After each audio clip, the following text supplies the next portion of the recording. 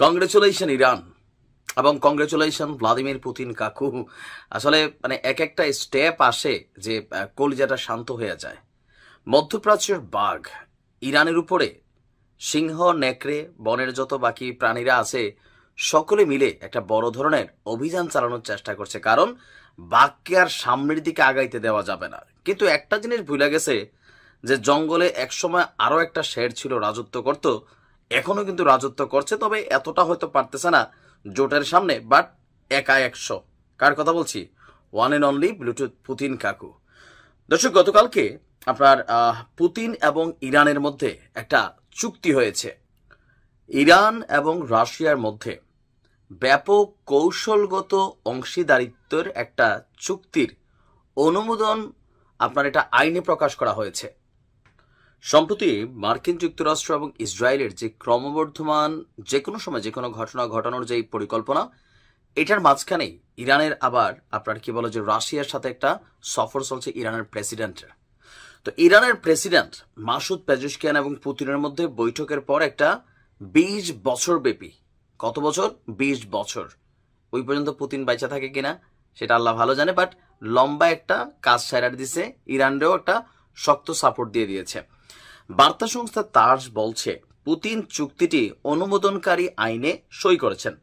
নথিটি রুশ আইনি তথ্যের অফিসিয়াল ওয়েব পোর্টালে পোস্ট করা হয়েছে। প্রতিবেদনটিতে বলা হয়েছে এই চুক্তিতে দীর্ঘমেয়াদী দৃষ্টিকোণ থেকে মস্কো এবং তেহরানের মধ্যে সহযোগিতা আরও উন্নয়নের জন্য আইনি কাঠামো নির্ধারণ করা হয়েছে। এটি রাশিয়া এবং ইরানের কৌশলগত অংশীদার হিসাবে মর্যাদাকে প্রতিষ্ঠা দেয় এবং প্রতিরক্ষা, সন্ত্রাসবাদ মোকাবেলা, জ্বালানি, অর্থ, পরিবহন, শিল্প, কৃষি, বিজ্ঞান, সংস্কৃতি এবং প্রযুক্তি সহ সব ক্ষেত্রকে অন্তর্ভুক্ত করে। 2025 সালের জানুয়ারিতে ইরানের প্রেসিডেন্ট মাসুদ পেজেশকিয়ানের মস্কো সফরের সেই সময় এই চুক্তিটি সম্পর্কে আলোচনা হয়েছিল, যেটা একটা সইও হয়েছিল, বাট আইনে অনুমোদনের যে ইস্যুটা সেটা আবার মানে একদম ফাইনাল হয়ে গেল। রাশিয়ার স্টেট ডুমা এবং রাশিয়ার ফেডারেল কাউন্সিল উভয়ই চুক্তিটি অনুমোদন করেছেন।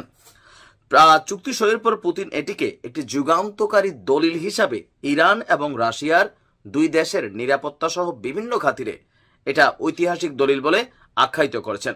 অপরদিকে ইরানের প্রেসিডেন্ট এটি সকল ক্ষেত্রে আপনার ইরান এবং রাশিয়ার সম্পর্কের ক্ষেত্রে একটি নতুন অধ্যায় সূচনা করবে বলে তারা আশা প্রকাশ করেছেন। এই মুহূর্তে এটা খুবই সাপোর্টিং দরকার ছিল।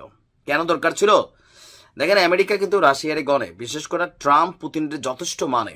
আমরা গেল এই 2-3 মাসে ট্রাম্প ক্ষমতায় আসার পর তার যতগুলো নির্বাহী সিদ্ধান্ত, আদেশ, সবকিছুতে দেখলাম রাশিয়ার ব্যাপারে কিন্তু একটু হিসাব নিকাশ আছে ট্রাম্পের আলাদা। তো এইটা আমাদের জন্য পজিটিভ। আমরা চাই ইরানের সাথে রাশিয়ার সম্পর্ক আরও দীর্ঘজীবী হোক। ভালো থাকুন। আসসালামু আলাইকুম।